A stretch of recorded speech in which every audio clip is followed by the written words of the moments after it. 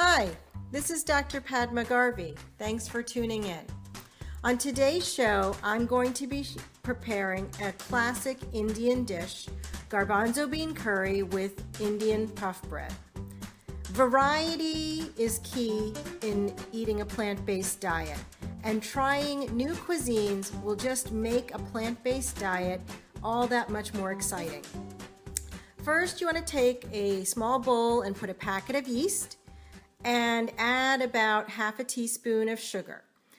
To this, you're going to pour 1 cup of warm water, stir with your finger so that the sugar dissolves, and you'll let this sit on your counter for about 15 minutes. In a separate bowl, you'll take a handful of raw, unsalted cashews, pour about a cup of soy milk, and let the cashews soak for about 30 minutes. Next, you can prepare your garbanzo beans. And for this dish, I'm using dried beans because there's no salt added. But you can use canned beans if you like. You'll need about 2 cans of garbanzo beans, and you'll need to rinse the water thoroughly because you want to remove the added salt. I like the dried beans because not only is there no salt, but they're cheaper than canned beans. So to prepare my beans, I'm going to place 1.5 cups of the dried garbanzo beans in a pressure cooker with 3 cups of water. I like my beans a little al dente, so I will cook them at a high pressure setting for about 35 minutes. If you like your beans on the softer side, you should cook them at a high pressure setting for about 45 minutes. As the beans are cooking, you can then start to prepare the dough for the flatbread. For the flatbread, you're going to need chapati flour. And here in a large bowl, I have 2 cups of chapati flour. Chapati flour can be found in most Indian grocery stores and even in some American grocery stores. It's a whole grain, 100% whole wheat flour. You're going to add about a teaspoon of salt, and then you'll pour in the yeast mixture that you had prepared from before, and you'll start mixing everything together with your hand. The real key to getting perfect flatbreads, ones that will rise and be very puffy and light, is you want the right consistency of the dough. You'll need to add a small amount of water at a time until you work the dough so that it has the consistency of a very soft, pliable mixture, one that's a little sticky and doesn't separate from your fingers easily. Once you get that soft, sticky consistency, you'll cover the bread and set aside. You'll also need some curry powder, which you can buy in a grocery store, or if you're seeking something new, you can make this on your own, and it's real simple.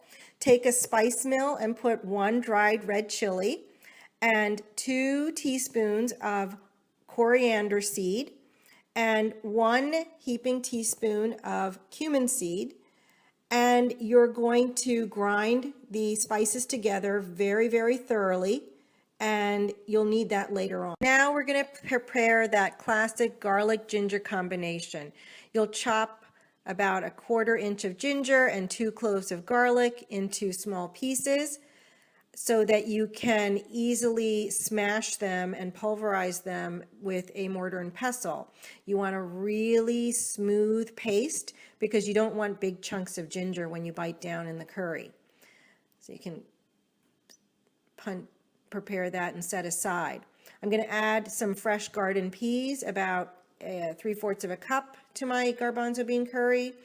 I'm also going to add several jalapenos because I like my food spicy, but you can leave that out.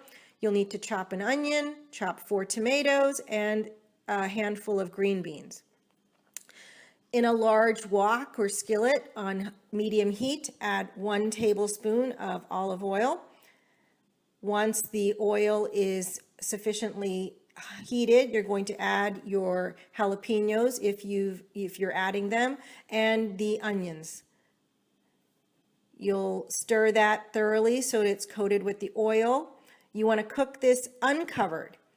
You're going to add a teaspoon of salt and mix again. Again, cook uncovered.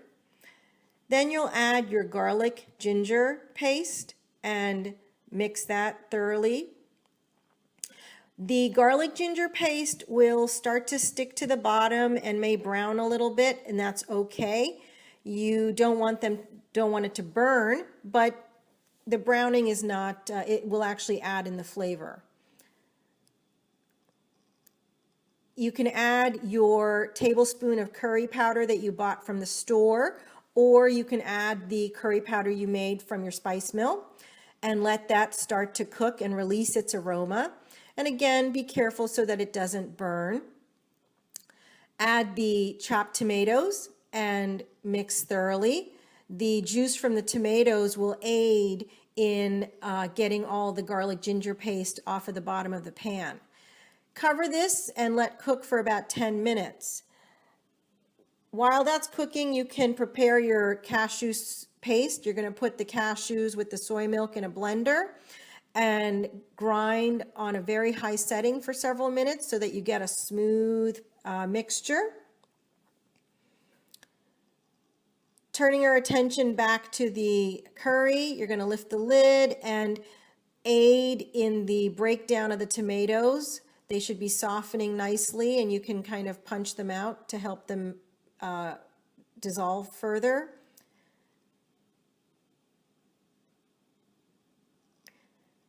Once they've really liquefied, you can add the garbanzo beans with the water that they cooked in from the pressure cooker, or if you're using canned beans, this is when you would add the 2 cans of garbanzo beans. You can then add the chopped green beans and cover this and let cook for about 10-15 minutes on medium heat while you prepare your flatbreads. You'll need a clean counter surface. Put a little bit of the chapati flour on the side, and when you uncover your dough, you're going to find that it's light and airy. You're going to take a handful of dough about the size of a golf ball and coat it with the flour so that it's easier to work with.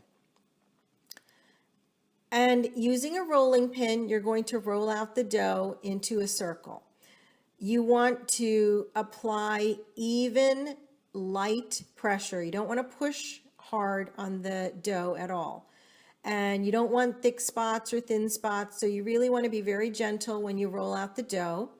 You want the thickness of about 1/8 of an inch. It takes practice. It's worth it though, but does take some practice. You'll get a hot griddle going and place the bread on the griddle. You'll need to cook both sides of the bread for several minutes until each side browns just a little bit. And at some point, you're going to actually see that the bread is starting to puff up. When you see that, you want to take it off the griddle and put that piece of bread directly on the stove under high flame. And when you do that, it's going to finish the cooking process and give the bread a nice roasted flavor, and you'll see that it puffs up, and that's what makes the bread so airy. You want to turn the flame completely off and flip the bread to the other side and apply high heat to the other side, and the bread is then done. Then returning back to our curry, you'll need to add the soy milk and cashew paste mixture and stir that. And at this point, you want to reduce the heat to a low heat. You'll also need to add a teaspoon of turmeric powder, which you can find at any grocery store. Turmeric powder has a lot of anti-cancer or cancer-fighting properties, and it also gives the curry a really nice golden color. When you take the curry off the heat, then add the peas. The peas really don't require a lot of cooking at all. And when you add them at the very end, they retain their sweetness and their crunch. Stir this nicely and you can serve it in a bowl with your flatbreads. This dish has only 1 tablespoon of oil. There's no cholesterol, no saturated fat. It has tons of protein. It has whole grains. It has lots of vitamins and minerals and folic acid. It's really good for you. Try this on a Sunday afternoon. I hope you enjoy it.